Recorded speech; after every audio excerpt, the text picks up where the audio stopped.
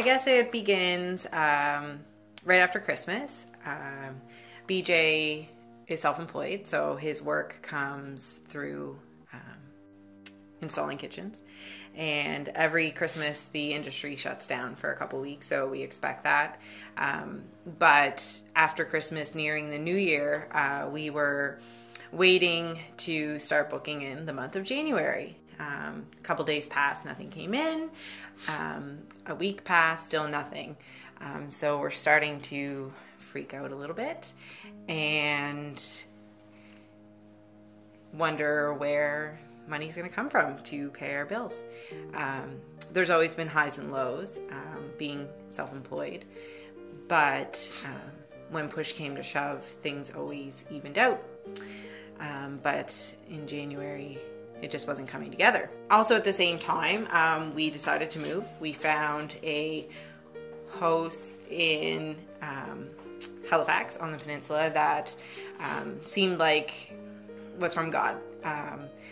It was a price that when money was coming in, we could afford, and it allowed us to be closer to family and our community in Deepwater, so that we could get a little bit more involved and spend a little bit more time focused on that instead of driving back and forth from Sackville. With no money coming in, we were wondering how we're going to pay for a move and pay the first month rent to this home that we were supposed to acquire in February. We were just about to get a couple jobs come in, and the company that he was working for caught on fire. Their cabinetry building caught on fire and burnt to the ground.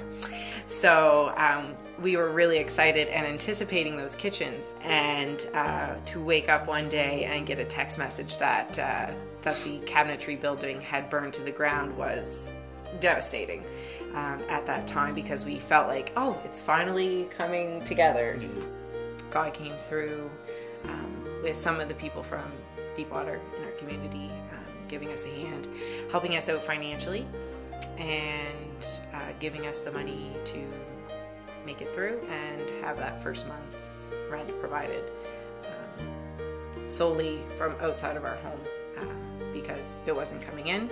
But shortly after that, it wasn't long, maybe a week or so after that, he interviewed. Did you even interview? No.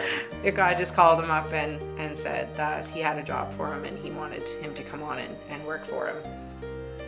There was a lot of times where we still prayed for provision, for the delay in still working but not getting paid for a couple weeks, and there was times that the money just sort of appeared, and there was odd little jobs that I got to do that kind of helped bring a little bit of money for like a little bit of groceries or a couple of bills here and there, and that was pretty amazing to see. Just being able to rely on God to bring us through all this. And we had some small groups that there was parts where they talked about if God tests you or whatever, and it didn't feel like that. It just seemed to be just a rough patch or whatever, and felt like we should just keep pushing through and praying. And there's been a lot of help from people, not even just financially, just support and everything.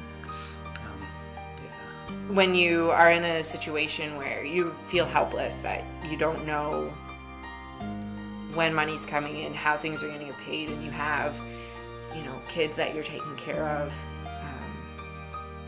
We were literally at a place where we could only rely on God. There was nothing we could do. We had done everything we could early in January to get some money together, to make things come together. But late January, early February, all we had was God. Them helping us financially, people helping us financially, was also a way for them to serve God, and that if we said no, we would be denying them to serve Him and help Him and His people. Right now you have plenty and can help those who are in need. Later they will have plenty and can share with you when you need it. In this way, things will be equal.